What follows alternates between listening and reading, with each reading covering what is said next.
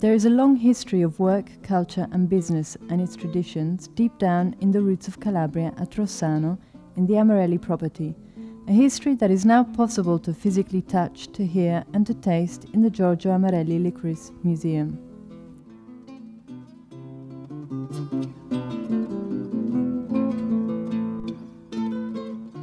A museum born to recall 3 centuries of the life of a business, the production of licorice. This activity has survived the late Aragon and Bourbon economy as well as the post-Unitarian, right up to this very day, maintaining the taste of tradition and craftsmanship.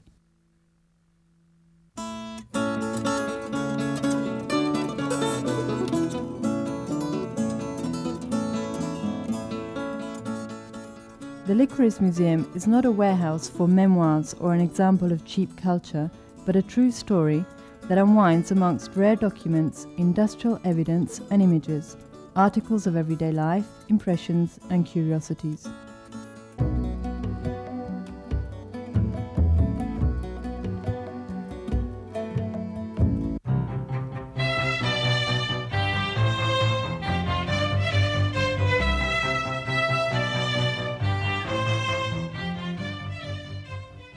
The museum itself is located inside the historical residence of the Amarelli family that, since the late 15th century, has always been in their possession. The harsh architectural style of this building, softened by some 17th century restyling, its antique rooms, its terracotta and cobblestone pavings, its citrus trees in the garden, its small chapel, are all living proof of the history and the tradition of that culture that one finds in the museum. In the entrance hall, which precedes the museum's main entrance, there are to be found showcases and small rooms which immediately identify this as a family business. The family coat of arms, the coachmen's uniforms, the horse cloths and the wheels of the antique carriages are still well preserved.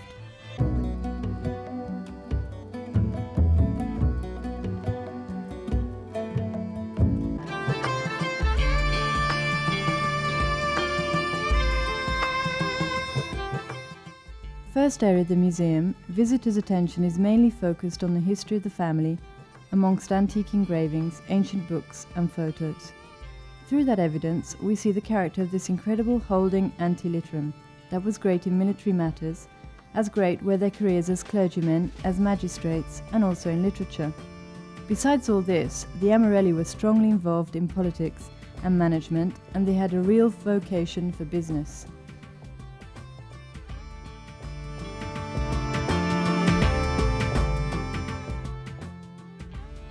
Between the 12th and the 16th century, we saw the birth of the latifundium, which gave life to several commercial activities.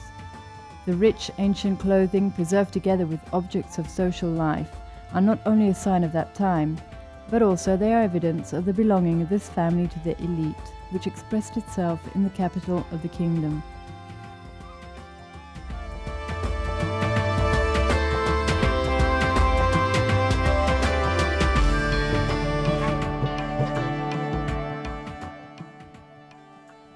The upper portion of this space shows how, at the beginning, the latifundium had only an agricultural organization.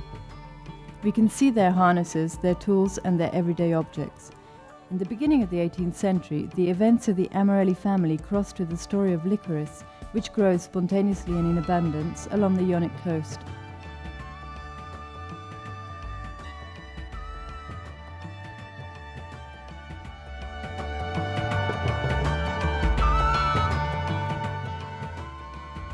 This tale unwinds starting from an image and from a licorice branch.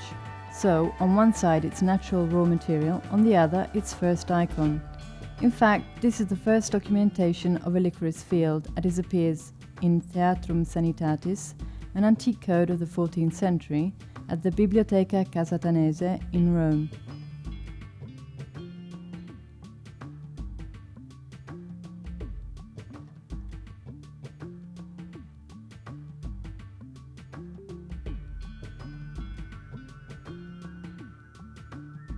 The Calabrian factories during the 19th and the 20th century are the centre in the development of this fruitful activity and are tied to the historic family names of licorice, Concio Amarelli, Barracco, Compagna and Martucci, and are completely involved in the whole process, from the raw material to the actual making of tools themselves. It is here in the museum that one can find evidence of their activity, impossible to be found anywhere else. Calabria is a very active region where tradition and progress go together.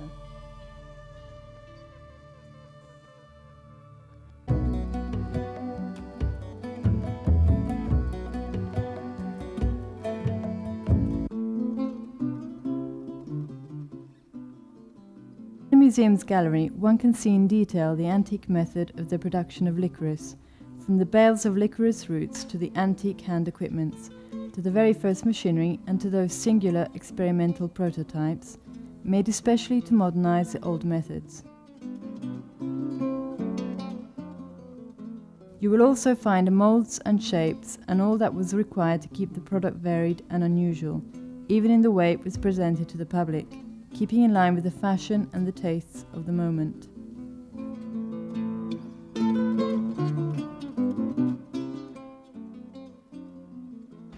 Production means management, and in the museum it is possible to consult documents about the managing strategies from the 18th and the 19th century.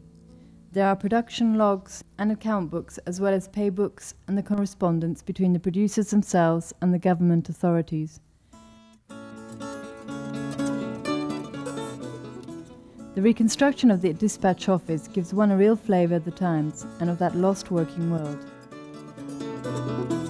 With its wooden boxes, its many stamps, an old telephone, and even the ancestor of today's photocopier, a kind of carbon reproducer of documents.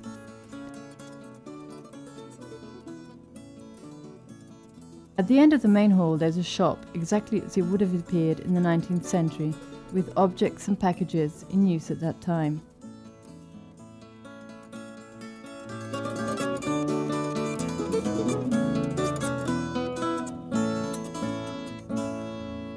On the side wall there is to be found a document of the year 1860 from the governor of the province of Cosenza, threatening heavy sanctions for those who try to evade the rate of exchange of the lira, and this can be easily compared with today's situation with the euro.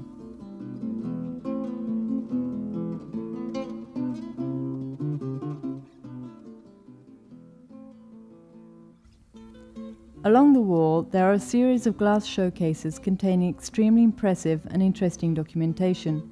We can see the first forms of transportation of the merchandise of centuries ago, from ox-driven carts to trains, real pioneers of the distribution of licorice in the whole of Europe.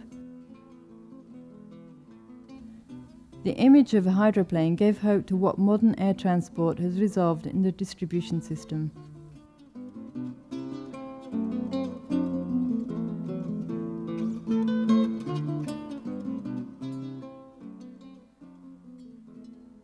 Throughout the course of time, the diffusion of the Amarelli trademark in Italy and abroad was great, with its many representatives and its sales network.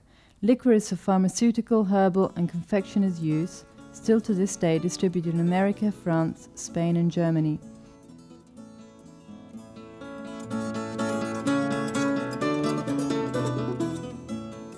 Even commercial cinema had a part to play in the story of licorice, as seen by the many gadgets and posters in which licorice became a message for a generation of free and easy adolescent rooks.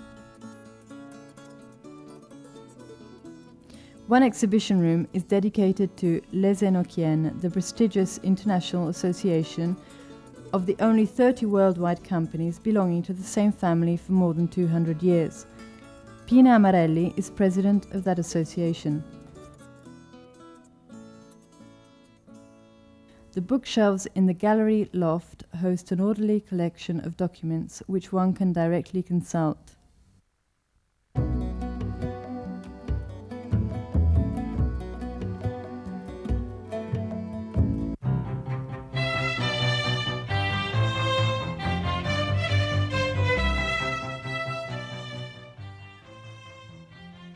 At the end of the main gallery there is a sales point, which we can call virtual, because it's been staged for the museum. The shop counter is rich with offers and packages and appears near a large window which divides the museum from the area where, up until this very day, the Amarelli licorice is still prepared. In this visual continuity between product and history, you will find the whole of the philosophy of the company which the museum clearly represents. The public, at the end of their visit, can relate with the actual product, the offers and the new ideas proposed by the Amarelli company that has an immediate confrontation with people's tastes.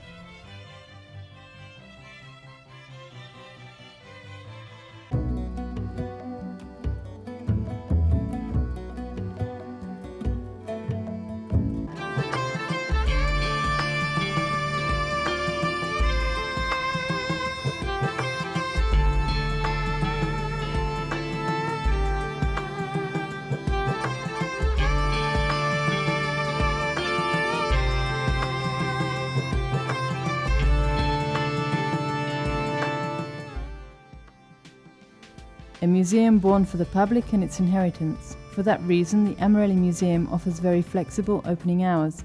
Also, in the organization of guided tours, it's even possible to visit the museum in the evenings or during the summer.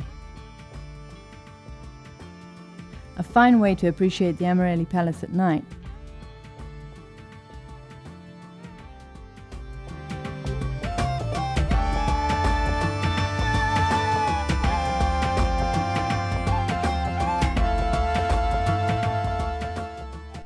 Inside the museum, it has been created for educational reasons and as support to the tour itself, a computer point where it's possible to have access to the many sites of the licorice world and to the museum and its story.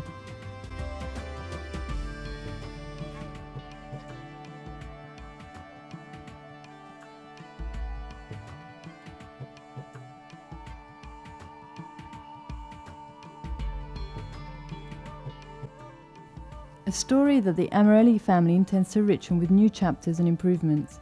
As for the project of the museum, where new showrooms are foreseen, enabling them to offer better and richer information to their guests. It's here in this small nucleus of history that one can experience the past, the present and the future of a different and surprising Calabria.